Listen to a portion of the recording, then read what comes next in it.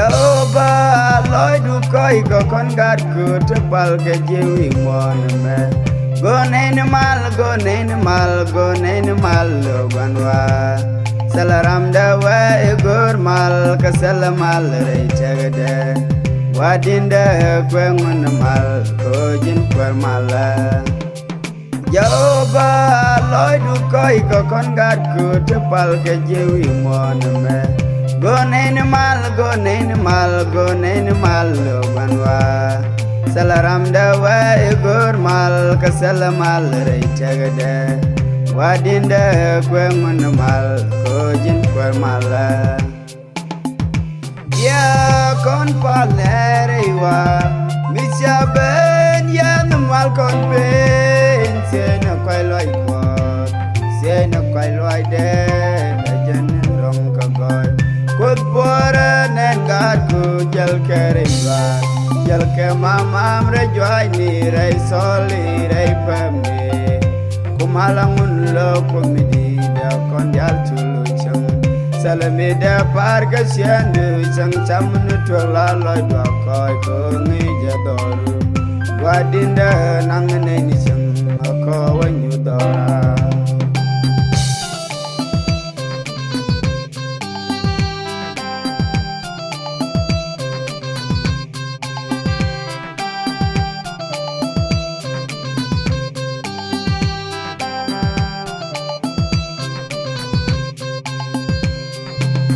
kon pal le jeng dial tinung ko wang loy selo kun yal koy loy karam le jewi mon me mi gone ni mal ko kon pal le jeng ban wore mon go mal mi gur kon ni mukke du kon tolan mal kon pal le jeng dial tinung ko wang loy selo kun yal koy loy karam le jewi mon me mi gone ni mal ko kon pal le jeng ban wore mon go mal mi gur kon ni mukke du kon tolan mal ya kon pal re wa mi ben ya mal kon ben se na koy loy ko se na koy loy de jan rong ka goy kut bora nen gar ku jal kere war jal ke mamam re joy ni re soli re pamni kumalangun lo komedi da kon jal chulu chang salame da par ka siandu chang chamnu tola loy do koy ko ngi jadoru wadinda nangne ni chang ko wanyu dora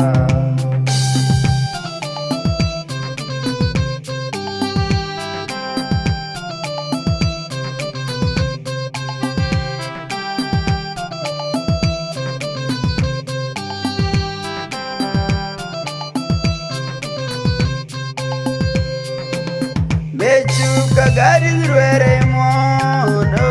chilui kien kam kumyal shuka mukabwar kadwal ke kejer shuka gwar ni jashwa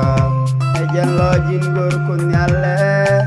chwe kandial chunang reimon munin gwa inchwale kainan Mechu kagari ruere mono chilui kien kam kumyal shuka mukabwar kadwal ke kejer shuka gwar ni jashwa ejan lojin gur kunyale chwe kandial chunang reimon munin gwa inchwale kainan ya kon palere wa